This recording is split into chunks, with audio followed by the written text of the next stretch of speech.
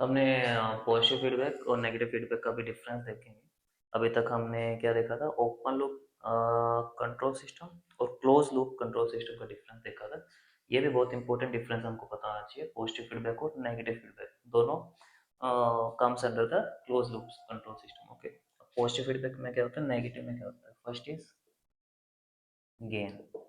Okay, gain क्या होगा?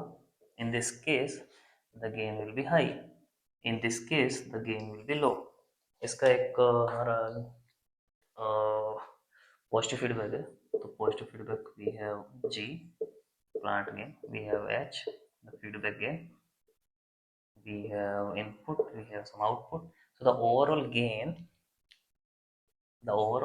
of the this positive feedback closed loop system will be y by r, that will be g by 1 minus G H. ये हम drive करेंगे, अभी के लिए थोड़ा देख लो, याद रख लो कि it's G by 1 minus G H. ये हम जब टोपोलॉजीज को हम रिड्यूस करेंगे उस केस में होगा, जितना हमारा टोपोलॉजी रहता है ब्लॉक डायग्राम में, तो वहां से हम ये गेन भी निकालेंगे overall. In this case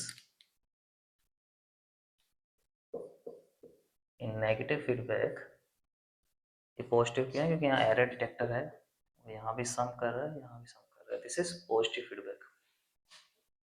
here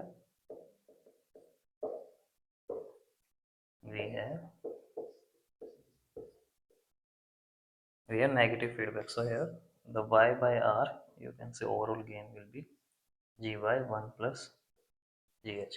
So 1 minus gh है, so it will be less than 1. if denominator less than 1 है, overall value जो हमारा a है, that a will be greater than g. यहाँ पे 1 plus gh है, that will be greater than 1, so that's why the overall gain will be less than g. कोई doubt नहीं है? Here the overall gain will be high, here the overall gain will be less. Okay, next is similarly इसके साथ ही कर लेते हैं bandwidth. So more is the gain, less is the bandwidth, because gain and bandwidth are inversely proportional. क्यों बोल रहा हूँ मैं gain? जैसे ये हमारा naturally g था, gain is nothing but the slope of y by x. Okay, y axis और x एक्सिस का जो कोऑर्डिनेट का जो स्लोप होता है वो ही हमारा गेन होता है। सो अगर हमारा गेन बढ़ गया है, means gain will be something, अगर रिप्रेजेंट करेंगे तो यहाँ पे आ गया, दिस इज ए। तो हमारा गेन बढ़ने की वजह से जो इसका बैंडविड्थ है, सपोज यहाँ पे हमारा सैचुरेशन आ रहा था किसी एम्पलीफायर में, तो यहाँ पे the new bandwidth will be like this, और जो पहले का जो बैंडविड्थ था वो था, ओके, जो पहले सिस्टम का बैंडविड्थ था वो जी गेन की वजह से जो बैंडविड्थ था वो ज़्यादा था, बट गेन बढ़ने की वजह से स्लोप बढ़ गया है, और जो ये बैंडविड्थ है वो रिड्यूस हो गई है। गेन बढ़ने की वजह से बैंडविड्थ, जो हम इनपुट में फ्रिक्वेंसीज दे सकते हैं, वो हमारा कैपेबिलिटी कम हो गया है इन दिस केस। ओके, यहाँ पे गेन रिड्यूस हुआ है। सिमिलरली इसको भी अगर देखेंगे, पहले जी था, अभी ये क्या हो गया, कम हो गया, तो मीन्स यहाँ पे अगर वो सैचुरेशन आ रहा था, पहले का जो बैंडविड्थ है ये है, that is due to G and due to A it comes out to be here. तो हमारा बैंडविड्थ बढ़ गया है। Okay, less is the slope, more will be the bandwidth, means less is the gain, more will be the bandwidth. Next is time constant. Third one is time constant, और you can say tau.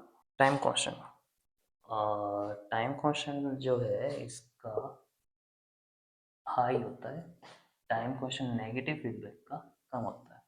Positive feedback के अंदर जो transients है ना, वो dies out slowly, that's why it's time constant is high.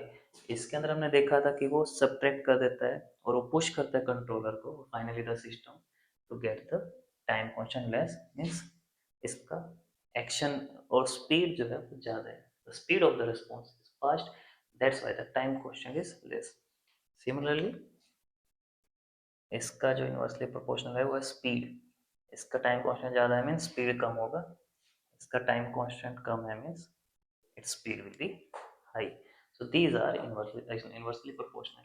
Time constant है speed, ये high है तो ये हमारा स्पीड कम है। नेगेटिव फीडबैक, टाइम कांस्टेंट कम होता है, रैपिडली एक्शन लेता है, कुछ भी डिस्टर्बेंस आता है रैपिडली एक्शन लेता है, that's why its speed is high, time constant is less. Time constant क्या है वो भी डिटेल में देखेंगे, ठीक। Next is fifth, sensitivity. Okay, sensitivity, इसका हमने देखा था गेन कम है, गेन अगर कम है तो सेंसिटिविटी भी कम होगा। ओके, इसका सेंसिटिविटी ज़्यादा है, इसका गेन ज़्यादा था, क्योंकि sensitivity is nothing but change in y with respect to change in x. So more is the gain, कुछ भी small variation in x will give us more variation in y. Okay, small variation in x will give us more variation in y. Similarly, इसका gain कम है, its slope will be less, so any change in x will give us less change in y, less change in output. So less is the gain, less is the sensitivity, more is the gain, more is the sensitivity. Sensitivity क्या है, input में हम कितना change करते हैं, output में कितना change हो रहा है, so that is the slope, change in y with respect to change in x, change in y, change in x, this is nothing but the slope। इसका गेन ज़्यादा था इसलिए इसका सेंसिटिविटी भी ज़्यादा है, इसका गेन कम था इसलिए इसका सेंसिटिविटी भी कम है। अब इसी का जो हमारा इनवर्सली प्रोपोर्शनल पैरामीटर है वो है स्टेबिलिटी।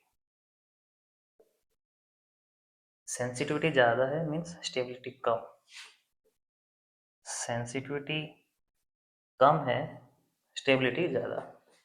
क्यों? क्योंकि थोड़ा सा भी चेंज आ गया इनपुट में, कुछ भी डिस्टरबेंस आ गया, सिस्टम के अंदर बहुत ज़्यादा ऑसिलेशंस होगा। बहुत ज़्यादा ऑसिलेशंस क्यों हो रहा है? क्योंकि इसकी सेंसिटिविटी ज़्यादा है। सेंसिटिविटी ज़्यादा होने की वजह से इसका स्टेबिलिटी कम हो जाता है, means any noise, any disturbance can make it unstable. Here it can be ignored.